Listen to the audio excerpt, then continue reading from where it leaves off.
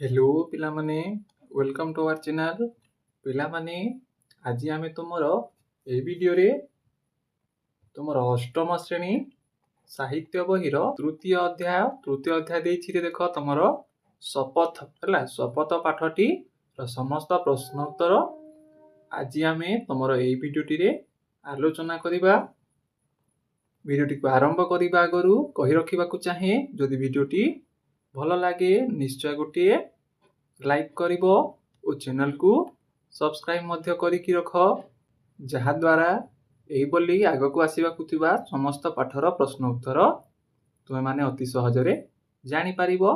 तेबे चलो आज वीडियो रे शपथ पाठटीर समस्त प्रश्न उत्तर आलोचना करिबा और देखिबा। तुमर प्रथम प्रश्न मोर पाठ्य अंतर्गत प्रश्न उत्तर गुड़िक है। तो प्रथम सेक्शन अच्छी देख मो बुझीबारे यार प्रश्नटी पढ़िबा। देख निम्नलिखित प्रश्नर उत्तर प्रश्नर उपयुक्त उत्तर पाखरे तारा चिन्ह देबा। जे बोली तुम प्रथम अध्याय द्वितीय अध्याय रे प्रथम प्रश्न करथिला सेही बोली एठारे मध्य ठीक उत्तर पाखटी आमको तारा चिन्ह देबाकू पड़िबो। एठारे देख प्रथम प्रश्न पचारिछि कविता पठित कविता रे केउमानंकु दहन करिबा पई कवि कहिसंती। यार ऑप्शन गुड़िक देछि देख स्वार्थजन और मिथ्या कथा सेही बोली देछि भोकर भोकीर भोक सेही बोली देछि देख हिंसा व्यथा सेही बोली घ देछि दुख प्रास। तेबे यार सठिक उत्तरटी हेजिबो रे पिला माने तुमर क हला स्वार्थी जन मिथ्या कथा को आमे दहन करिबा पई एही कविता रे कहा जाइछि बा कवि कहिसंती। से बोली देखिबा तुमर आगो को प्रश्न गुड़िक से बोली खटी देखि देख झरणा सम झरी भी हसी पदटीर तात्पर्य कौन। एठारे पचारिछि झरणा सम झरी भी हसी रो अर्थटी कौन। ऑप्शन गुड़िक देछि देख प्राणरू प्राण खेलिबी ख देछि देख तृष्णाकार रखिबी नाही से बोली नेक्स्ट देछि भोकीर भोक जीवरे काहीं से बोली घ देछि देख अरूप रूप रंगे साजी। तेबे यार तुमरो सठिक आंसरटी हेजिबो तृष्णाकार रखिबी नाही हला तृष्णाकार रखिबी नाही हेजिबो तुमरो सठिक आंसरटी। से बोली आगो को देखिबा तुमरो नेक्स्ट प्रश्न गुड़िक से बोली तुमरो नेक्स्ट 3 नंबर प्रश्न पचारिछि देख नभर सम स्वच्छ मुखी केउ कथा केउ भाव नथिबो बोली कविता रे कहा जाइछि। ऑप्शन गुड़िक देछि देख मिथ्या कथा सरल हास हिंसा व्यथा दुख प्रास। तेबे यार तुमरो सठिक आंसरटी हेजिबो हिंसा व्यथा हला नभर सम स्वच्छ मुखी एठारे केउ भाव नथिबो कहिछि रे हला। तेबे हिंसा व्यथा भावटी नथिबो बोली कहा जाइछि। ते बोली तुमरो नेक्स्ट 4 नंबर प्रश्न पचारिछि देख काहापरी कवि दुख प्रास को आबोरी नेबा पाई कविता रे कहिसंती। ऑप्शन गुड़िक देछि देख सिंधु सम अग्नि सम पवन सम धरणी सम। ताले तुमरो सठिक आंसरटी हिजिबो एठारे धरणी सम हला पृथ्वी परी समस्त दुख को आमे आबोरी नेबा हला। सेही बोली देखिबा तुमरो नेक्स्ट 5 नंबर प्रश्नटी नेक्स्ट तुमरो 5 नंबर प्रश्नटी पचारिछि देख समता पथे चलिबा पई कवि केउ गान गाइबा पई कहिसंती हला। ऑप्शन गुड़िक देछि देख शांतिर गान से बोली पक्षीर गान मेघर गान सिंधुर गान। एठारे तुमरो सठिक आंसरटी हेजिबो शांतिर गान हला समता पथे चलिबा पई हमकु शांतिर गान गाइबा पई कहिसंती बा चाहिसंती। एबे देखिबा तुमरो नेक्स्ट प्रश्नटी ख देछि देख तुमरो सांग माने भिन्न उत्तर बाछि थै पारंती तुमे बाछिथिबा उत्तर काहेकि बाछिबो ताहा समानक सहित आलोचना करो। यार उत्तर लिखिबोनी केवल यह आलोचना पई। एबे देखिबा तुमरो नेक्स्ट सेक्शन टी देछि देख मिलीमिशी जोड़िबा। एठारे क स्तंभ कविता रु किछि पद क स्तंभ रे दिया जाइछि सेही पद गुड़िकर अर्थ ख स्तंभ रे दिया जाइछि। एठारे देख क स्तंभ और ख स्तंभ दुईटी अछि ଏଠାରେ କବିତାର ପଦଗୁଡ଼ିକ ଲେଖାଯାଇଛି ଓ ଖ ସ୍ତମ୍ଭରେ ତାର ଅର୍ଥ। ତେବେ ଆମକୁ ଠିକ୍ ଉତ୍ତରକୁ ରେଖା ଦ୍ୱାରା ଯୋଡ଼ିବାକୁ ପଡ଼ିବ ବା ଆମେ ଯୋଡ଼ିବା ସଠିକ୍ ପଦକୁ ସଠିକ୍ ଅର୍ଥ ସହିତ ଆମେ ଯୋଡ଼ିବା। ପ୍ରଥମ କବିତାଟି ଦେଇଛି ଦେଖ ହେଲା। ପ୍ରଥମ ପଦଟି ପକ୍ଷୀ ସମ ଗାଇବି ଗୀତ ହୃଦରୁ ହୃଦେ ଉଠିବି ବାଜି। ତେବେ ଏହା ଖ ସ୍ତମ୍ଭର କୋଉଥିରେ ଯୋଡ଼ି ହେବ ରେ? ଖ ସ୍ତମ୍ଭର ତମର ଏଠାରେ ଦେଖ 4 ନମ୍ବର ସରଳ ବିହଙ୍ଗର କାକଲି ପରି ସମସ୍ତଙ୍କ ହୃଦୟରେ ପ୍ରତିଧ୍ୱନି ସୃଷ୍ଟି କରିବା। ତେବେ ତୁମେ ପ୍ରଥମ ପଦକୁ 4 ନମ୍ବର ଖ ସ୍ତମ୍ଭର 4 ନମ୍ବର ଅର୍ଥ ସହିତ ଯୋଡ଼ିବ। ସେଇଭଳି ତୁମର 2 ନମ୍ବର ପଦଟି ଦେଇଛି ଦେଖ ଗର୍ବ ଭରେ ଧର୍ମେ କରି କର୍ମେ ମୋର ଟେକିବି ଶିର। ଏହା ତୁମର କ'ଣ କାହା ସହିତ ଯୋଡ଼ି ହେବ ଖ ସ୍ତମ୍ଭର? ତୁମର ଏହା 1 ନମ୍ବର ଦେଖ ଖ ସ୍ତମ୍ଭର 1 ନମ୍ବର ଅର୍ଥଟି ଦେଇଛି ଦେଖ ସ୍ୱାଭିମାନର ସହ ଧର୍ମକୁ ବରଣ କରି କର୍ମ କରି ଚାଲିବି ହେଲା। ଏହା ତୁମେ 2 ନମ୍ବରକୁ ଖ ସ୍ତମ୍ଭର 1 ନମ୍ବର ସହିତ ଯୋଡ଼ିବ। ସେଇଭଳି ତୁମର 3 ନମ୍ବର ପଦଟି ଦେଇଛି ଦେଖ ରୁଗ୍ଣ ଜନ ପାରୁଷେ ରହି ଶୁଶ୍ରୂଷାରେ ଲାଗିବି ତାର ହେଲା। ଏହା ତୁମର ଖ ସ୍ତମ୍ଭର 2 ନମ୍ବରରେ ଦେଇଛି ଦେଖ ରୁଗ୍ଣ ଜନର ସେବା ହିଁ ମାଧବ ସେବା ବା ଭଗବାନଙ୍କ ସେବା। ତାହେଲେ ତୁମେ 3 ନମ୍ବର ପଦଟିକୁ 2 ନମ୍ବର ଅର୍ଥ ସହିତ ଯୋଡ଼ିବ। ସେଇଭଳି ଆଉ ଗୋଟିଏ ବଞ୍ଚିଲା 4 ନମ୍ବର ମୁହିତ ନୁହେଁ ମୋହରି ପାଇଁ ସବୁରି ଲାଗି ମୋହରି ପ୍ରାଣ। ଏହା ତୁମେ ଯୋଡ଼ିବ। ଶେଷ ବଞ୍ଚିଲା କିଏ 3 ନମ୍ବର ପରହିତ ପାଇଁ ନିଜ ଜୀବନକୁ ଉତ୍ସର୍ଗ କରିବା ହେଲା। ଏହା ଥିଲା ତୁମର ମିଳିମିଶି ଯୋଡ଼ିବା ପ୍ରଶ୍ନଟିର ଉତ୍ତର। ଏବେ ଦେଖିବା ତୁମର ନେକ୍ସଟ ପ୍ରଶ୍ନଟି। ତୁମର ନେକ୍ସଟ ଦେଇଛି ଦେଖ କବିତାର ପଦଗୁଡ଼ିକୁ ଆଲୋଚନା କରିବା ହେଲା। ଏଠାରେ କବିତାରୁ ଚୟନ କରାଯାଇଥିବା କେତେକ ପଦ ତଳେ ଦିଆଯାଇଛି। ସେଗୁଡ଼ିକୁ ଭଲ ଭାବରେ ପଢ଼ ଓ ଚିନ୍ତା କର। ସେଥିରୁ ତୁମେ କ'ଣ ବୁଝିଲ ନିଜ ନିଜ ଭିତରେ ଆଲୋଚନା କର ଓ ଲେଖ। ଏହା ଏକ ପ୍ରକାର ତମ ପାଇଁ ସରଳାର୍ଥ ଅଟେ। 3ଟି ନମ୍ବର ଦେଇଛି ଦେଖ ତମ ପାଇଁ 3ଟି ସରଳାର୍ଥ। ତେବେ ଏହାର ଉତ୍ତର ଗୁଡ଼ିକ ଲେଖିବ ତୁମେ ମାନେ। କବିତାର ପ୍ରଥମ ପଦଟି ଦେଇଛି ଦେଖ ସିନ୍ଧୁ ସମ ଫେଣାଇ ଦେବି ସିଏ ସେ ଦେବ ସରଳ ହାସ ଧରଣୀ ସମ ନେବିରେ ନେବି ପକ୍ଷେ ବହି ଦୁଃଖ ଗ୍ରାସ ହେଲା। ତାହେଲେ ତୁମେ ସରଳାର୍ଥଟି ଲେଖିବ ଏଇଭଳି। ପ୍ରଥମେ ଲେଖିବ ସିନ୍ଧୁ ସମ ଫେଣାଇ ଦେବି ବକ୍ଷେ ବହି ଦୁଃଖ ଗ୍ରାସ ଓ ଆରମ୍ଭ କରିବ ଏଇଭଳି। ଉଦ୍ଧୃତ ପଦ୍ୟାଂଶଟି ଆମ ପଠିତ ସାହିତ୍ୟ ସୁରଭି ବହିର ଶପଥ କବିତାରୁ ଆନିତ। ଏହି ପ୍ରସଙ୍ଗରେ କବି ଅନନ୍ତ ପଟ୍ଟନାୟକ ମାନବ ଚରିତ୍ରର ମହାନତା ନିଃସ୍ୱାର୍ଥପର ତ୍ୟାଗ ଏବଂ ଅସୀମ ସହନଶୀଳତା ସମ୍ପର୍କରେ ଆଲୋକପାତ କରିଛନ୍ତି। ସେଇଭଳି ଆଗକୁ ଲେଖିବ କବିଙ୍କ ମତରେ ପ୍ରକୃତ ପ୍ରେମ ବା ସେବା ହେଉଛି ଅନ୍ୟକୁ ଆନନ୍ଦ ଦେବା। ଏହି ମହତ ଗୁଣକୁ ବୁଝାଇବା ପାଇଁ କବି ସମୁଦ୍ର ପୃଥିବୀର ଉଦାହରଣ ଦେଇଛନ୍ତି।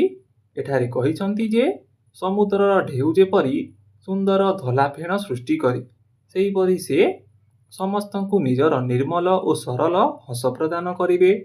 ପୃଥିବୀ ମାତା ଯେପରି ବିନା ଦ୍ୱିଧାରେ ସମସ୍ତଙ୍କର ଭାର କଷ୍ଟ ସହି ନିଏ କବି ମଧ୍ୟ ସେହିପରି ଅନ୍ୟମାନଙ୍କର ଦୁଃଖ ଓ କଷ୍ଟକୁ ନିଜ ଛାତିରେ ସହି ନେବେ ବୋଲି ଶପଥ ନେଇଛନ୍ତି ହେଲା। ଏହା ଥିଲା ତୁମର ପ୍ରଥମ ପଦଟିର ସରଳାର୍ଥ।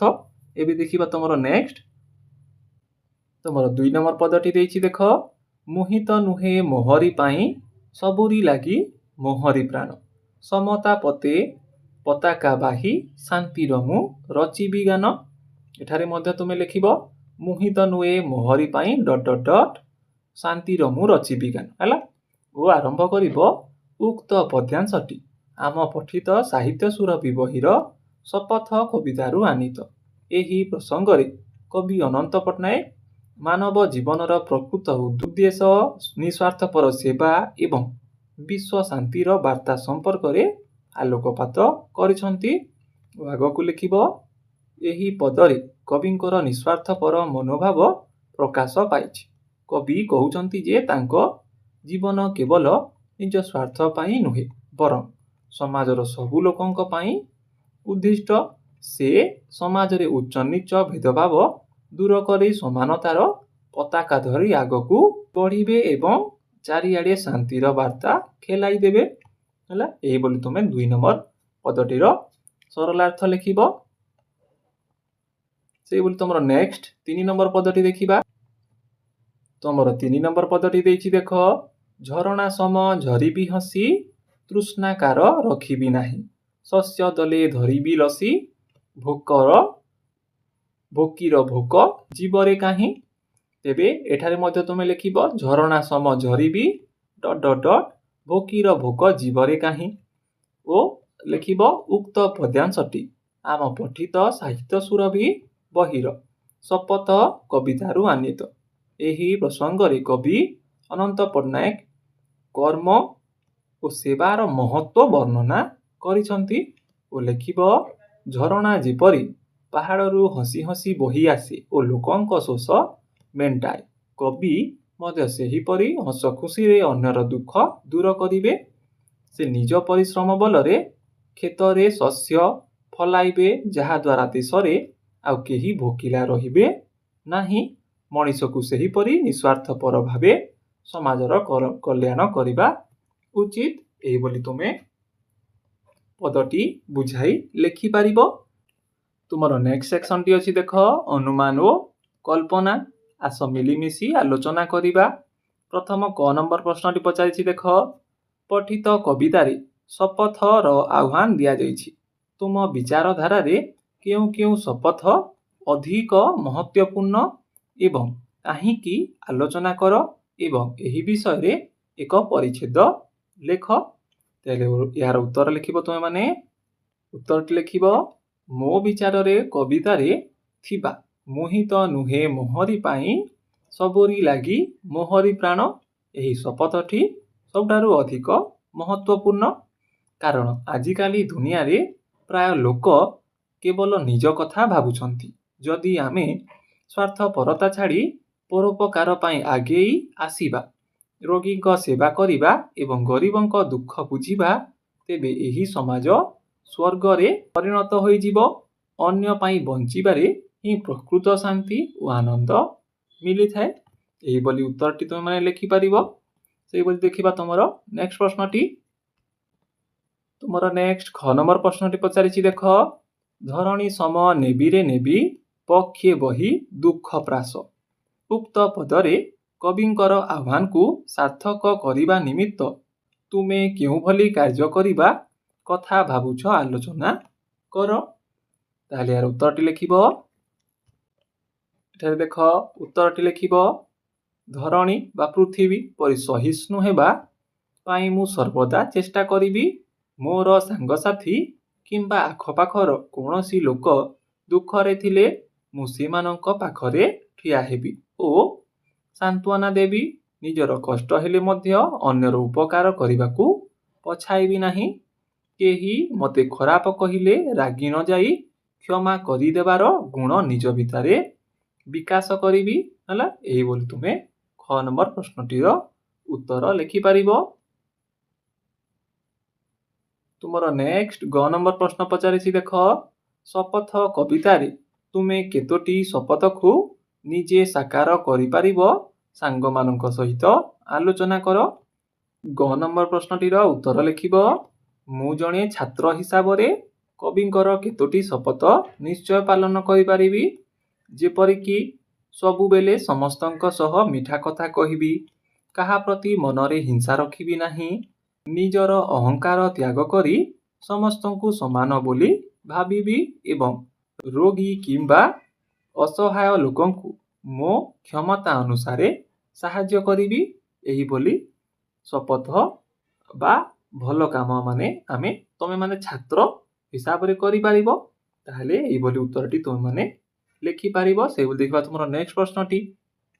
नेक्स्ट घ नंबर प्रश्नटी पचारिछि देख, समाजर केउ केउ वर्गर व्यक्ति मानंकु सहायता प्रदान करि पारिबो पठित कविता माध्यम रे आलोचना करो। यार उत्तरटी लिखिबो, मु समाजर दुर्बल गरीब और असहाय लोक मानंकु ସାହାଯ୍ୟ କରିପାରିବି। ବିଶେଷ କରି ଯେଉଁମାନେ ରୋଗରେ ପଡ଼ି କଷ୍ଟ ପାଉଛନ୍ତି, ଯେଉଁ ଛୋଟ ପିଲାମାନେ ଅର୍ଥ ଅଭାବରୁ ପାଠ ପଢ଼ି ପାରୁନାହାନ୍ତି ଏବଂ ଯେଉଁ ବୃଦ୍ଧ ବୃଦ୍ଧାମାନେ ଏକାକୀ ରହୁଛନ୍ତି, ସେମାନଙ୍କର ସେବା ଓ ସହାୟତା କରିବାକୁ ମୁଁ ପସନ୍ଦ କରିବି ବା ତୁମେମାନେ ତାହାଙ୍କୁ ସହାୟତା ପ୍ରଦାନ କରିପାରିବ। ଏହିଭଳି ତୁମେ ଘ ନମ୍ବର ପ୍ରଶ୍ନଟିର ଉତ୍ତର ଲେଖିବ। ତୁମର ନେକ୍ସଟ ଦେଇଛି ଦେଖ କବିତା ରଚନା। ତୁମେ କବିତା ରଚନା କରିପାରିବ ହେଲା। କ'ଣ କହିଛି ଦେଖ, ପଠିତ କବିତାରେ ମିଥ୍ୟା କଥା, ହିଂସା ବ୍ୟଥା, ଅଦ୍ରିସମ ଧୈର୍ଯ୍ୟ, ଦୁଃଖ ପ୍ରାସ, ଶାନ୍ତିର ଗାନ ପ୍ରଭୃତି ପଦ ଗୁଡ଼ିକର ବୈଶିଷ୍ଟ୍ୟକୁ ଆଲୋଚନା କରି ଏସବୁର ଭାବଧାରାକୁ ନେଇ କିଛି କବିତା ଲେଖିବାକୁ ଚେଷ୍ଟା କର। ତୁମେ ଏଠାରେ ନିଜେ ଗୋଟିଏ କବିତା ଲେଖିପାରିବ। ନେକ୍ସଟ ଦେଇଛି ଦେଖ ଏଠାରେ ସୃଜନଶୀଳତା ହେଲା। ଏଠାରେ ତୁମକୁ କହିଛି ଦେଖ, ଶପଥ କବିତାରେ ସୂର୍ଯ୍ୟ ସମ ଜଲିବି, ପବନ ସମ ଛୁଇଁ, ଝରଣା ସମ ଝରିବି, ଅଗ୍ନି ସମ ବହିବି ଦହିବି ଆଦିରେ ବିଶେଷ୍ୟ ପଦ ହେଉଛି ସୂର୍ଯ୍ୟ, ପବନ, ଝରଣା, ଅଗ୍ନି ସହିତ କ୍ରିୟା ଯେପରି ଲାଗିଛି, ଜଲିବି, ଛୁଇଁ, ଝରିବି, ଦହିବି ଆଦି ସବୁ କ୍ରିୟା ବ୍ୟବହୃତ ହୋଇଛି। ସେହିପରି ତୁମେ କବିତାରୁ ଯେକୌଣସି ବିଶେଷ୍ୟ ପଦଟିଏ ବ୍ୟବହାର କରି ପଦ ରଚନା କର ଏବଂ ଶ୍ରେଣୀରେ ଆବୃତ୍ତି କର ହେଲା। ଏହା ତୁମେ ନିଜେ କୌଣସି ଗୋଟିଏ ପଦ ରଚନା କରି ଆବୃତ୍ତି କରିପାରିବ ନିଜ ଶ୍ରେଣୀରେ। ଏହାର ଉତ୍ତର ତୁମକୁ କିଛି ଲେଖିବାକୁ ପଡ଼ିବ ନାହିଁ। ଏଠାରେ ଦେଖ ତୁମକୁ ଗୋଟେ ଉଦାହରଣ ଦେଇଛି କିପରି ତୁମେ ପଦଟି ଲେଖିବ ହେଲା। ସେହିଭଳି ଆଗକୁ ଦେଖିବା। ନେକ୍ସଟ ଦେଇଛି ଦେଖ ତୁମର କବିତାର ଶୀର୍ଷକ। କବିତାର ଶୀର୍ଷକ ଶପଥ ରହିଛି। ତୁମେ ଯଦି ଏହି କବିତାର ଶୀର୍ଷକ ପରିବର୍ତ୍ତନ କରିବାକୁ ଚାହୁଁଛ ହେଲା, କବିତାଟିର ପାଠଟିର ନାମ କ'ଣ ରହିଛି, ଶପଥ। ସେହିଭଳି ତୁମେ ଯଦି ପରିବର୍ତ୍ତନ କରିବା ପାଇଁ ଚାହୁଁଛ ପାଠଟିର ନାଁଟି, ତେବେ ଏହାର ନାମକରଣ କ'ଣ ଦେବ ଓ କାହିଁକି ଦେବାକୁ ଭାବିଛ, ସାଙ୍ଗସାଥିମାନଙ୍କ ସହ ବିଚାର କରି ଆଲୋଚନା କର। ତାହେଲେ ତୁମେ ଏହାର ଉତ୍ତରଟି ଲେଖିବ। ଏହାର ଉତ୍ତରଟି ତୁମେ ଏହିଭଳି ଲେଖିପାରିବ, ନହେଲେ ନିଜ ମନରୁ ତୁମେ ଯାହା ଭାବୁଛ ପାଠଟିର ନାମ ରଖିବା ପାଇଁ ତାହା ଲେଖିପାରିବ। ଏଠାରେ ଲେଖିବ, ଯଦି ମୁଁ ଏହି କବିତାର ଶୀର୍ଷକ ବଦଳାଇବି, ତେବେ ଏହାର ନାମ ମୋର ସଂକଳ୍ପ କିମ୍ବା ଆଦର୍ଶ ଜୀବନ ରଖିବି। ଏହିଭଳି ଆମେ ଶୀର୍ଷକ ରଖିପାରିବା। କାରଣ ଏହି କବିତାରେ କବି ଦେଶ ଓ ସମାଜ ପାଇଁ ନିଜ ଜୀବନକୁ ଏକ ଆଦର୍ଶ ଢଙ୍ଗରେ ଗଢ଼ିବା ପାଇଁ ଦୃଢ଼ ସଂକଳ୍ପ ନେଇଛନ୍ତି। ସେଥିପାଇଁ ଆମେ ପାଠଟିର ଶୀର୍ଷକ ମୋର ସଂକଳ୍ପ ଆମେ ରଖିପାରିବା ବା ଆଦର୍ଶ ଜୀବନ ରଖିପାରିବା। ତୁମେ ଯଦି ଚାହୁଁଛ ଅନ୍ୟ କୌଣସି ଶୀର୍ଷକ ରଖିବା ପାଇଁ, ତାହେଲେ ତୁମେ ତାହା ଲେଖିବ। ଏବେ ଦେଖିବା ତୁମର ନେକ୍ସଟ ପ୍ରଶ୍ନଟି। ତୁମର ନେକ୍ସଟ ସେକ୍ସନଟି ଦେଇଛି ଦେଖ, ଭାଷା ବିଚାର ହେଲା। ଏହାର କ ନମ୍ବର ପଚାରିଛି, ପଠିତ କବିତାରେ କବି କେଉଁପରି ହେବା ପାଇଁ ଶପଥ ନେଇଛନ୍ତି? ନିମ୍ନ ରେଖାଚିତ୍ର ଥିବା ଶୂନ୍ୟ କୋଠରୀରେ ଲେଖ। ଯେପରିକି ଏଠାରେ ଶପଥ ନେଇଛନ୍ତି କିଭଳିରେ, ସୂର୍ଯ୍ୟ ସମ ଜଳିବା ପାଇଁ ଗୋଟେ ଶପଥ ନେଇଛନ୍ତି, ସେଇଭଳି ଲେଖିବ। ସେଇଭଳି ପ୍ରଥମରେ ଦେଇଛି ସୂର୍ଯ୍ୟ ସମ ଜଲିବି, ସେଇଭଳି 2 ନମ୍ବର ଶୂନ୍ୟ ସ୍ଥାନରେ ବା ବାକ୍ସରେ ଲେଖିବ ତୁମେ ମାନେ ଚନ୍ଦ୍ର ସମ ଉଠିବି ଝଲି। ସେଇଭଳି 3 ନମ୍ବର ବାକ୍ସରେ ଲେଖିବ ଝରଣା ସମ ଝରିବି ହସି। ସେଇଭଳି 4 ନମ୍ବରରେ ଲେଖିବ ଅଗ୍ନି ସମ ଦହିବି। ସେଇଭଳି 5 ନମ୍ବର ବାକ୍ସରେ ଲେଖିବ ପକ୍ଷୀ ସମ ଗାଇବି ଗୀତି। ଏହି ସବୁ ଶପଥ ସିଏ ନେଇଛନ୍ତି। ସେଇଭଳି ଦେଖିବା ତୁମର ନେକ୍ସଟ ପ୍ରଶ୍ନଟି।